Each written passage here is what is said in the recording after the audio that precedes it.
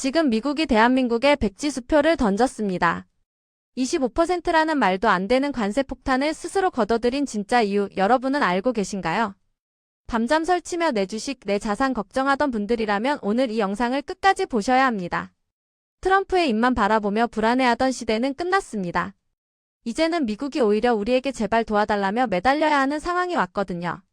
그 중심에는 인류의 미래를 결정지을 AI, 그리고 그 AI의 심장을 돌릴 K-원전이 있습니다. 미국이 왜 자신들의 가장 강력한 무기인 관세까지 포기하면서 한국과 손을 잡았는지, 이 거대한 빅딜이 여러분의 계좌를 어떻게 바꿔놓을지 지금 바로 공개합니다.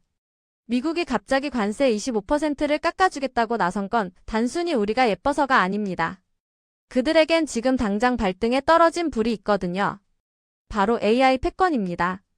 여러분, 챗GPT 같은 인공지능이 돌아가는데 얼마나 많은 전기가 필요한지 아시나요? 일반 서버보다 수십 배나 더 많은 전기를 먹어치우는 괴물입니다. 미국은 2050년까지 원전을 지금보다 4배나 더 짓겠다고 선언했습니다. 그런데 여기서 코미디 같은 비극이 발생합니다. 세계 최고의 기술력을 자랑하는 미국이 정작 원전을 제 시간에 예산 안에서 지을 능력을 잃어버렸다는 겁니다. 수십 년 동안 원전 건설을 쉬다 보니 부품 공급망은 무너졌고 숙련된 기술자들은 씨가 말랐습니다. 미국이 직접 지으려고 하면 공기가 10년씩 늦어지고 비용은 수조 원씩 불어나는 게 지금의 현실입니다. 하지만 전 세계에서 유일하게 약속한 날짜에 약속한 금액으로 원전을 뚝딱 만들어내는 나라가 딱 한 곳 있습니다. 네, 바로 우리나라 대한민국입니다. 우리가 바라카 원전에서 보여준 그 기적의 시공 능력이 지금 미국에게는 AI 전쟁에서 승리하기 위한 유일한 티켓이 된 거죠. 결국 트럼프가 관세라는 칼을 내려놓은 건 한국의 원전 기술 없이는 미국의 AI 미래도 없다는 걸 깨달았기 때문입니다. 이건 단순한 협력이 아닙니다.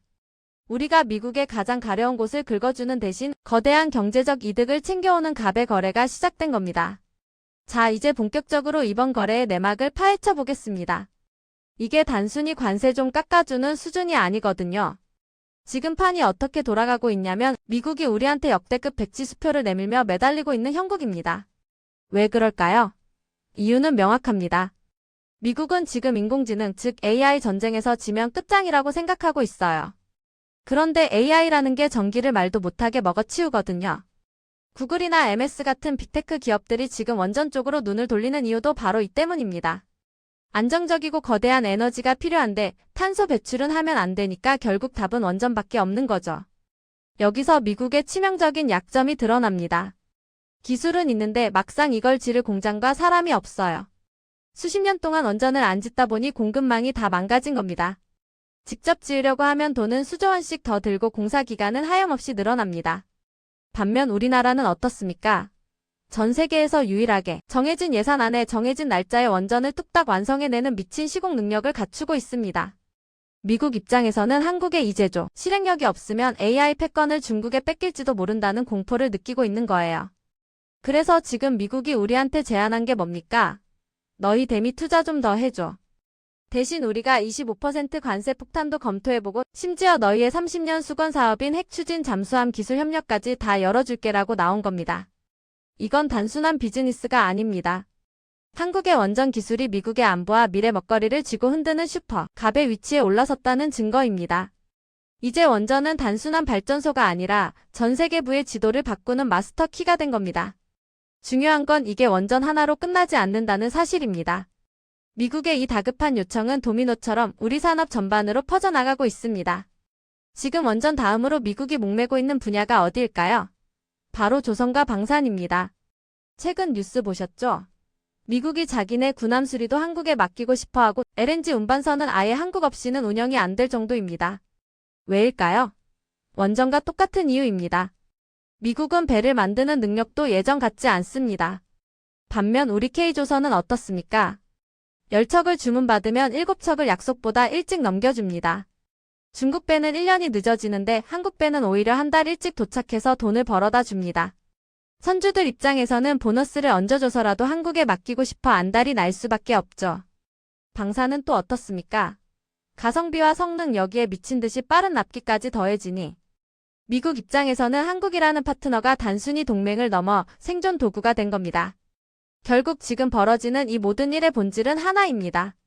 미국이 무너진 자신들의 제조 생태계를 재건하기 위해 지구상에서 제조를 가장 잘하는 한국이라는 엔진을 빌려 쓰기로 한 겁니다.